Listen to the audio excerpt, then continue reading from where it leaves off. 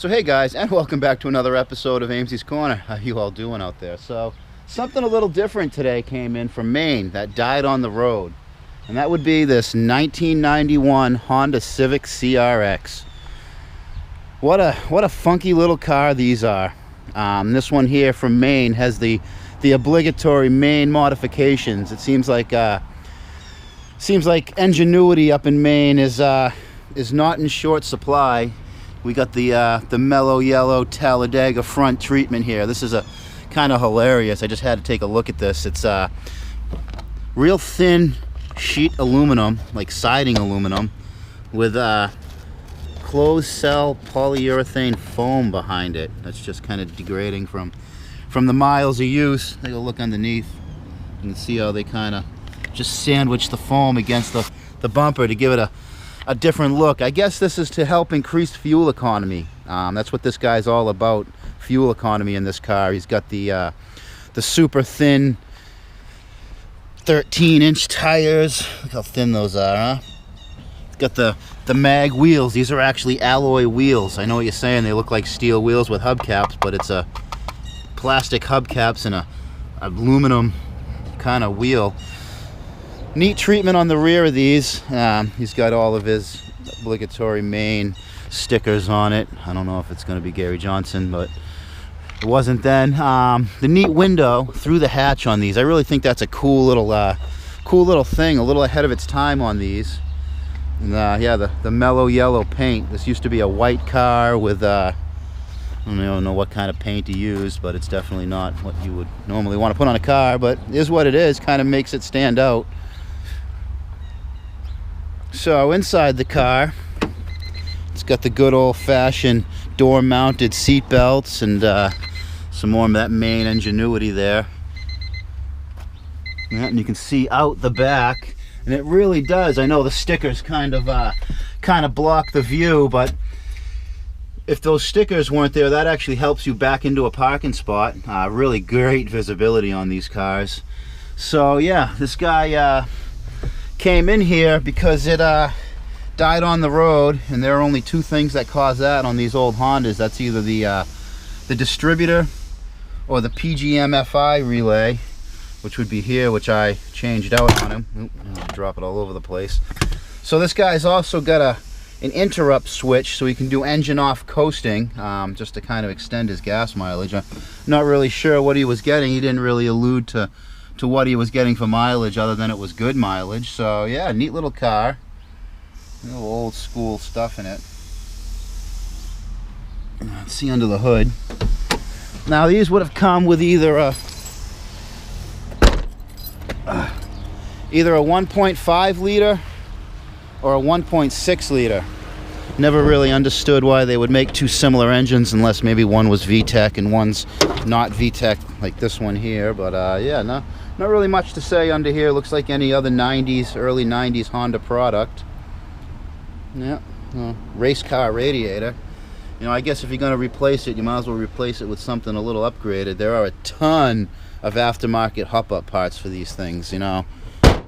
Understandable. So yeah, neat little car. Why don't we take it around the block real quick and see how it handles, see how it drives. I got a little story about one of these.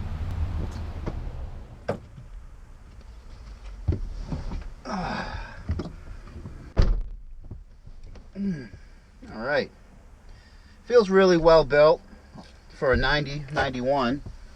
Held up really well, that's for sure.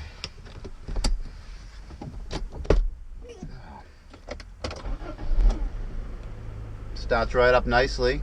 201,000 miles on it.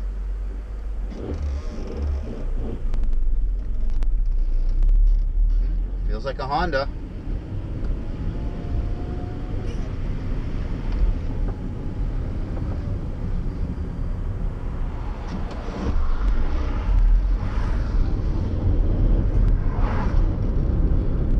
Not a powerhouse, but it's an economy car.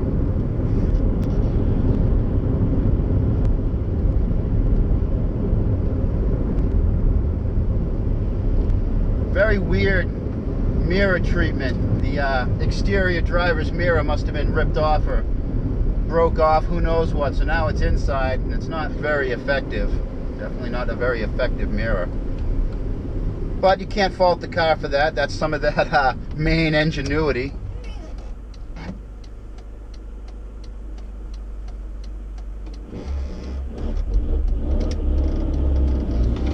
Clutch feels really good. Shift is really tight. I mean, it's not like a short throw shifter, but it's still, for a car with 200,000 miles and as old as this, feels really good.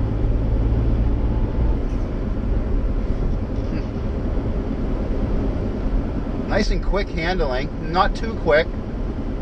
Definitely has a low sneeze factor.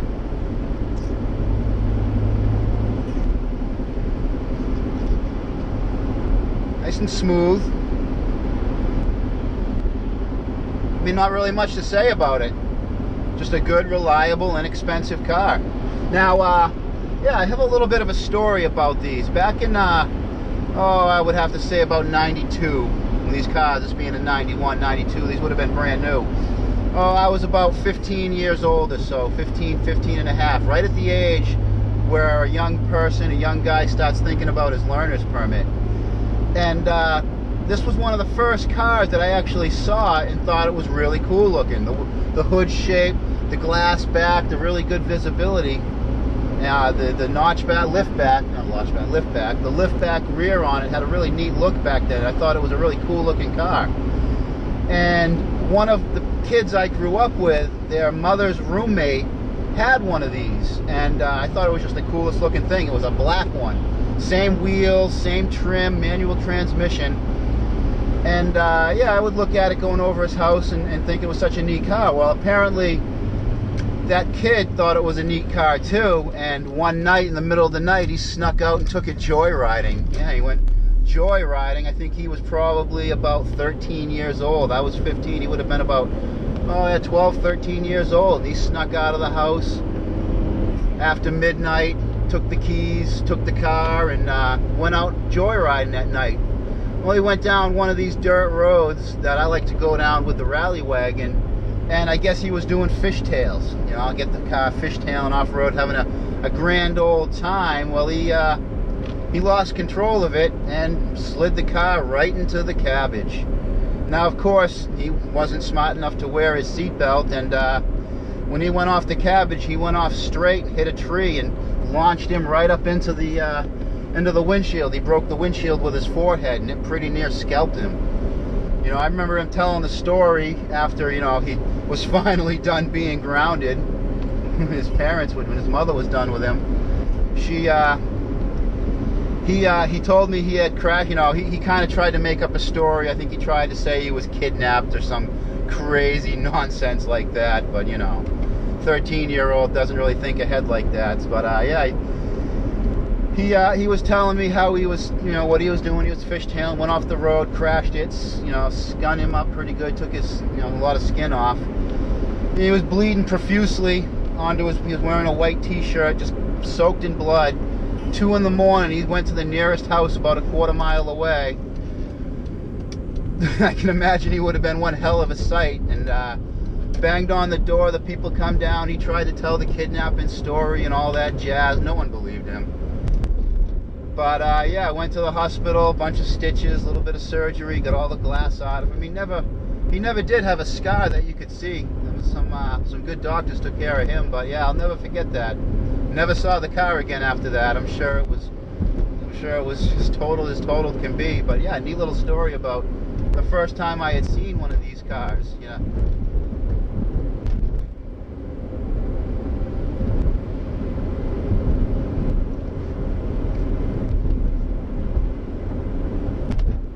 For a small car, there is a good amount of room in here. I mean, I know I'm not a very big guy, but I feel cramped in a small car, and this isn't really too bad.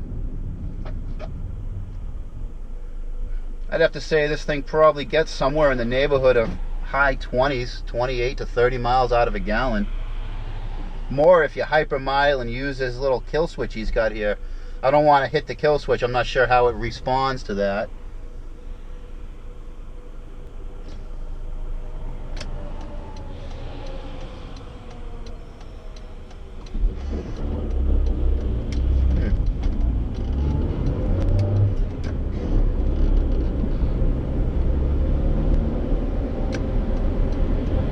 see how it takes these S-turns.